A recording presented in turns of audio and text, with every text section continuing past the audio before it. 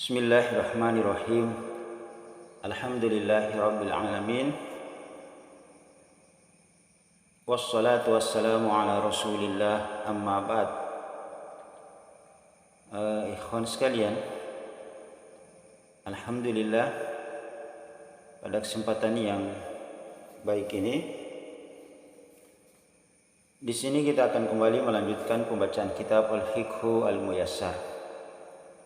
Kita masih pada bab yang keempat, fi syurutis sholat, tentang syarat-syarat sholat, wa arkaniha, rukun-rukun sholat, wa adillatu zalika, dalil-dalil yang menunjukkan akan wajibnya sholat, wa hukmu tarikiha, dan hukum-hukum bagi orang yang sengaja meninggalkan sholat. Di mana ikhwan sekalian, pada pertemuan sebelumnya kita sudah membahas al-mas'alatul ula, permasalahan yang pertama, yaitu fi adadis shalawatil maktubat, jumlah salat-salat yang diwajibkan bagi setiap muslim di dalam agama ini yang wajib dia kerjakan dalam sehari dan semalam. Kemudian juga kita sudah membahas al-matsalatus tsaniyah, permasalahan yang kedua, yaitu alaman tajibu, kepada siapa salat itu diwajibkan. Sekarang ikhwan sekalian, kita masuk pada al-matsalatus tsalisah, permasalahan yang ketiga, yaitu fi syurutiha, tentang syarat-syarat sahnya solat, ya, tentang syarat-syarat sahnya solat. Maka ikhwan sekalian, penulis di sini mengatakan wa syurutiha tis'atun, maka syarat-syarat sahnya solat itu semua ada tis'atun. Di sini disebutkan ada 9, ya, ada 9 syarat-syarat dari sahnya solat. Nah ikhwan sekalian, apa itu syarat-syarat sahnya solat? Syarat adalah merupakan sesuatu yang mendahului sebelum ibadah itu dilaksanakan, ya. Jadi seseorang dia sebelum melaksanakan sholat, maka dia harus memenuhi 9 persyaratan yang akan disebutkan oleh muallif di sini, ya. Sehingga jika salah satunya kemudian tidak ada, maka menjadi tidak sahlah sholat yang dia kerjakan. Maka kita lihat yang pertama kata penulis di sini adalah al-Islam. Syarat seseorang yang melaksanakan sholat yang pertama adalah dia ini harus dalam kondisi beragama Islam. Dalam kondisi beragama Islam. Fala tasihhu min kafir, sehingga tidak sah sholat seseorang ketika dia masih dalam kondisi keadaan kafir. Libutlani amaliha, karena memang amalan orang-orang kafir itu batil, tertolak, tidak diterima oleh Allah Subhanahu wa taala. Ya, sampai dia mentauhidkan Allah Subhanahu wa taala, sampai dia masuk ke dalam Islam, ya. Kemudian ikhwan sekalian, yang kedua, syarat seseorang sebelum melaksanakan sholat setelah dia terpenuhi dia adalah seorang muslim. Jadi kalau dia mengaku dirinya sebagai seorang muslim, dia bukan orang kafir, maka dia wajib sholat, ya. Karena yang tidak wajib melaksanakan sholat itu hanyalah orang kafir, ya. Sehingga aneh kalau seorang muslim dia mengaku muslim, mengaku Islam, tapi tidak sholat, ya. Tidak sholat, padahal yang tidak sholat itu harusnya hanya orang kafir. Kalau dia orang Islam, dia wajib sholat. Maka ini bisa dipahami ikhwan sekalian. Maka yang seperti kita katakan sebelumnya, bahwa orang yang meninggalkan sholat itu dikatakan sebagai orang kafir, dia telah keluar dari Islam. Karena apa? Memang hanya orang kafirlah yang tidak wajib melaksanakan sholat, ya. Kemudian ikhwan sekalian, yang kedua, al-aqilu, dia hendaknya sebelum melaksanakan sholat, yang wajib melaksanakan sholat seorang yang akil, yang berakal, ya, yang berakal. Fala tasihhu min majnun, sehingga tidak sah sholat yang dilakukan seseorang yang gila. Jadi ikhwan sekalian, kalau antum menganggap diri antum ini bukanlah orang yang gila, orang yang sehat akalnya, ya, Anda belum dikatakan sebagai seseorang yang gila, maka wajib sholat, ya. Karena hanya orang gila yang tidak diwajibkan untuk melaksanakan sholat. Kenapa? Li'adami taklifiha, karena memang orang gila itu mereka tidak diberikan beban kewajiban di dalam syariat ini, ikhwan sekalian. Kemudian yang ketiga ikhwan sekalian, syarat yang ketiga, al-bulugu, bahwa solat itu syarat wajibnya adalah orang itu dia telah dewasa, telah balik, ya. Fala tajibu ala sabiy hatta yablugha, sehingga tidak wajib kepada anak-anak kecil hatta yablugha, sampai dia dewasa. Maka ikhwan sekalian, kalau antum menganggap diri antum bukan lagi anak-anak kecil, antum ini sudah dewasa, sudah mencapai usia balik, maka wajib antum melaksanakan sholat. Tidak boleh meninggalkan sholat, ya. Karena hanya anak-anak kecil yang tidak diwajibkan untuk melaksanakan sholat. Di sini dikatakan fala tajibu ala sabiy hatta yablugha. Tidak wajib sholat itu bagi anak-anak kecil sampai dia tumbuh dewasa. Walakin, akan tetapi, yu'maru biha li sab'in. Anak-anak kecil itu tetap diperintahkan untuk melaksanakan sholat li sab'in ketika mereka telah berusia sempurna 7 tahun. Wa yudrabu 'alaiha li ashrin, dan mereka dipukuli ketika mereka berusia 10 tahun. Al-hadits, berdasarkan hadis, murru auladakum bis salati li sab'in. Perintahkanlah anak-anak kalian untuk melaksanakan salat ketika mereka berusia 7 tahun. Maka ikhwan sekalian, yang pertama yang kita jelaskan dengan syarat sahnya salat yang ketiga ini terkait dengan balik ini, maka tanda-tanda balik ini banyak, ya. Misalnya seorang laki-laki dia dikatakan telah balik itu ketika dia telah ihtilam, telah mimpi basah, dan ini berlaku baik bagi seorang perempuan maupun bagi seorang laki-laki. Kemudian misalnya tanda-tanda balik yang lain, telah tumbuhnya buluh pada sekitar kemaluannya, ya. Kemudian bagi seorang wanita secara khusus adalah dia telah mengalami darah haid. Itu bagian dari tanda-tanda balik. Namun bagaimana kemudian jika seseorang telah berusia 15 tahun namun dia belum terdapat ciri-ciri yang umumnya sebagaimana terjadi yang menandai bahwa anak itu telah dewasa.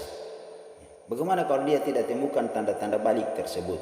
Maka kata para ulama, meskipun dia belum mendapatkan tanda-tanda balik tersebut, tapi kalau dia sudah berusia 15 tahun, maka dia telah balik secara otomatis dari sisi umur, ya. Jadi dia telah balik secara otomatis dari sisi umur. Maka dalam kondisi seperti itu dia sudah diwajibkan sholat meskipun belum ada tanda-tanda balik yang umumnya terjadi pada seorang, baik itu seorang laki-laki maupun seorang perempuan. Walakin yu'maru biha li sab'in, tapi anak-anak kita tetap diperintahkan mereka untuk melaksanakan sholat ketika mereka berusia 7 tahun. Apa tujuannya, ikhwan sekalian? Tentunya tujuannya adalah untuk kita membiasakan anak-anak kita dengan kebaikan, dengan ketaatan kepada Allah Subhanahu wa taala, apalagi perintah sholat. Maka memang Islam ini memerintahkan kita untuk membiasakan anak-anak kita dengan perintah sholat ini, sehingga mereka dari kecil mereka sudah terbiasa dengan melaksanakan sholat tersebut. Kemudian juga maknanya bahwa kita tetap memerintahkan anak kita untuk melaksanakan sholat ketika berusia 7 tahun. Ini sekaligus sebagai peluang dan kesempatan di dalam hidup dan umur bagi kita sebagai orang tua, karena kita akan memanen pahala dan kebaikan dari anak-anak yang soleha, dari anak-anak yang selalu berbakti kepada Allah Subhanahu wa taala dan Rasulnya. Kata Nabi sallallahu alaihi wasallam, "Idza mata ibnu Adam," apabila kita semua anak Adam ini telah meninggalkan dunia ini, inqadha amaluh, amalan-amalan kita telah terputus, illa min salasin, kecuali dari 3 hal yang tidak akan terputus. Pahala itu akan terus kita mengalir, pahala itu terus mengalir kepada kita meskipun kita telah meninggalkan dunia ini. Salah satunya adalah waladin soleh yad'ulah, anak yang soleha yang selalu mendoakan kedua orang tuanya. Dan kita sudah jelaskan sebelumnya bahwa sholat itu adalah doa, dan sebaik-baik doa adalah doa di dalam sholat. Ini yang ikhwan sekalian. Maka ya, anak yang soleha adalah merupakan investasi terbesar orang tua untuk dia, baik di kehidupan dunia maupun di kehidupan akhiratnya. Maka Islam datang, walakin yu'maru biha li sab'in, kita membiasakan anak-anak kita untuk melaksanakan sholat ketika mereka berusia 7 tahun. Itu adalah sebagai investasi bagi orang tua, baik di kehidupan dunianya maupun di kehidupan akhiratnya. Wa yudrabu 'alaiha li ashrin, ya, dan dipukuli mereka ketika mereka berusia 10 tahun, ya. Jadi ketika mereka berusia 7 tahun, kita biasakan perintahkan mereka salat. Di usia 8 tahun kita perintahkan mereka untuk salat, membiasakan mereka dengan salat. Di usia 9 tahun begitu. Sampai mereka memasuki usia 10 tahun dan mereka masih meninggalkan salat, wa yudrabu 'alaiha li ashrin. Maka mereka dipukuli ketika berusia 10 tahun tapi mereka masih meninggalkan salat. Namun di sini ikhwan sekalian ada batasan-batasannya. Perhatikan. Yang pertama, memukul itu bukan kita memukul layaknya sebagaimana seorang musuh. Memukul sampai mencederai dia, melukai dia. Kemudian memukulnya bukan pada tempat-tempat yang sensitif seperti pada kepala, pada wajah atau yang semisalnya. Kemudian memukulnya bukan menggunakan sesuatu hal yang benda-benda yang padat, yang keras seperti besi, kayu, ya, dan yang semisalnya. Dipukul mereka dengan siwak misalnya, dengan pena misalnya, dipukul mereka dengan pensil misalnya. Jadi tujuan kita memukul anak-anak kita ketika mereka meninggalkan sholat itu bukan memukul mereka agar mereka ini misalnya kesakitan atau mereka merasa takut, enggak. Tapi kita bertujuan, ya, menunjukkan kepada anak-anak kita bahwa kita ini tidak senang, ya, dengan anak-anak yang meninggalkan sholat. Kita hanya ingin menunjukkan ekspresi saja bahwa kita tidak senang kalau melihat anak-anak kita tidak melaksanakan sholat. Jadi ini ikhwan sekalian, ya, syarat yang ketiga. Berdasarkan hadis, muru auladakum bis sholati lisabin. Perintahkan anak-anak kalian untuk melaksanakan sholat ketika mereka telah berusia 7 tahun. Jadi jelas, ya, syarat yang pertama dan kedua dan ketiga tadi. Kemudian syarat yang keempat, taharatum minal hadatsaini ma'al qudrah. Ya. Taharatum minal hadatsaini ma'al qudrah. Seseorang hendaknya dia sebelum sholat itu dia telah suci, dia telah dalam keadaan suci, dia telah dalam keadaan bersih. Minal hadatsain, dari dua hadas, yaitu hadas kecil maupun hadas besar. Apa itu hadas besar? Segala sesuatu yang mewajibkan mandi, seperti seseorang dalam keadaan junub maka dia wajib mandi janabah. Kemudian hadas kecil adalah seseorang ketika dia tidak sedang memiliki wudu, ya, maka dia wajib melaksanakan wudu sebelum dia melaksanakan sholat. Sehingga kalau dia melaksanakan sholat tanpa adanya dua hal ini, yaitu bersih dari hadas kecil dan hadas besar, maka sholat yang dikerjakan tidak sah. Ya, kita sudah jelaskan sebelumnya. Misalnya gini, seseorang dia melaksanakan sholat duhur. Setelah dia melaksanakan sholat duhur, ternyata dia baru teringat bahwa tadi dia melaksanakan sholat duhur, memang dia sudah wudu, tapi dia belum mandi janabah. Dia belum mandi dari janabah, padahal dia dalam keadaan junub. Maka setelah dia tahu seperti itu, maka sholat yang dia kerjakan tadi tidak sah. Sholat yang telah dia kerjakan tadi tidak sah. Dia wajib mandi junub, mandi janabah, kemudian dia baru mengulang kembali sholat yang dia telah kerjakan. Kemudian di sini kata penulis ma'al qudrah, ya, bersama, sesuai dengan kemampuan dia, ya, sesuai dengan kemampuan dia. Karena ikhwan sekalian, ada orang-orang dalam kondisi tertentu dia sudah tidak lagi mampu membersihkan dirinya, baik itu dari hadas kecil maupun dari hadas besar, ya.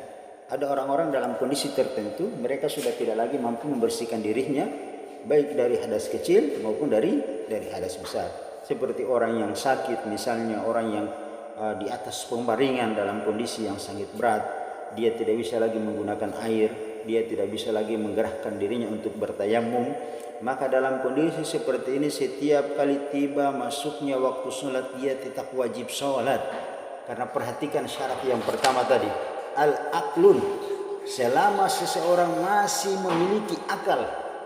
Selama seseorang masih memiliki akal, maksudnya kesadarannya belum hilang, seperti seseorang dalam keadaan pingsan atau dalam keadaan tidur. Tapi selama seseorang masih memiliki akal, dia masih sadar, ya, meski dalam kondisi dia sakit Ya, dalam kondisi sakit apapun, ya, selama akalnya masih ada, maka dia tetap wajib melaksanakan sholat. Ya, ini ikhwan sekalian. Maka suci dari dua hadas, baik hadas kecil dan hadas besar ini ma'al qudrah, sesuai dengan kemampuan. Sehingga kalau seseorang sudah tidak mampu membersihkan dirinya, mensucikan dirinya dari dua hadas ini, baik dengan menggunakan air maupun dengan bertayamum, maka dia tetap wajib sholat setiap kali tiba masuknya waktu sholat.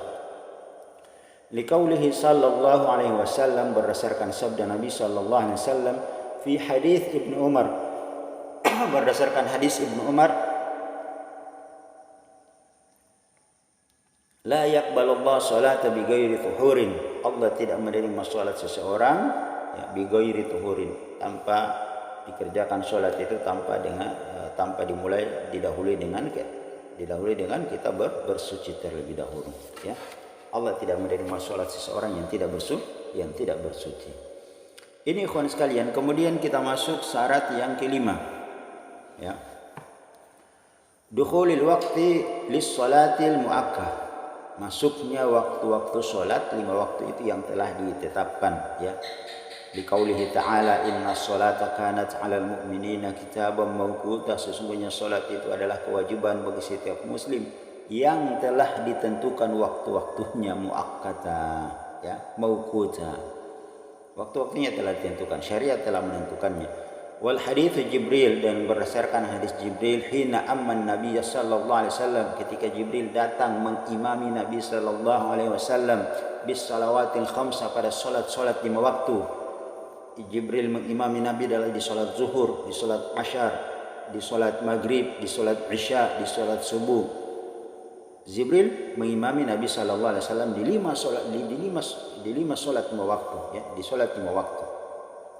Tsumma qala, kemudian Jibril berkata, ma baina hadaini waqtaini waqtan, ya, di antara waktu-waktu salat ini ada waktu-waktu salat.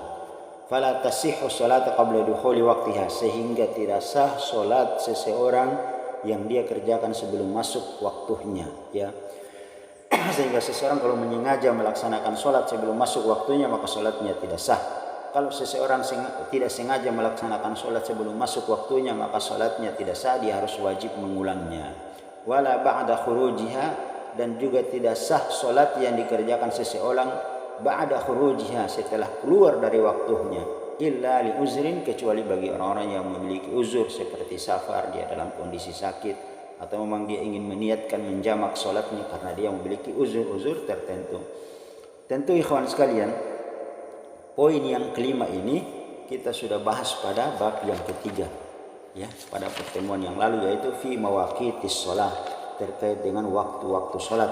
Sehingga untuk yang kelima ini di sini saya tidak ingin merincikan lagi, ya, tidak merincikan karena kita sudah membahasnya pada bab yang ketiga.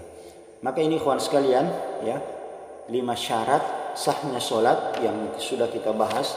Insya Allah nanti pada pertemuan yang akan datang kita akan bahas syarat yang ke-6, yang ke-7, ke-8 dan ke-9, ya. Kita cukupkan sampai di sini. Insya Allah nanti kita lanjutkan pada syarat yang ke-6, ke-7, ke-8 dan ke-9. Semoga bermanfaat. Subhanakallahumma wa bihamdika asyhadu an la ilaha illa anta astaghfiruka wa atubu ilaik. Assalamualaikum warahmatullahi wabarakatuh.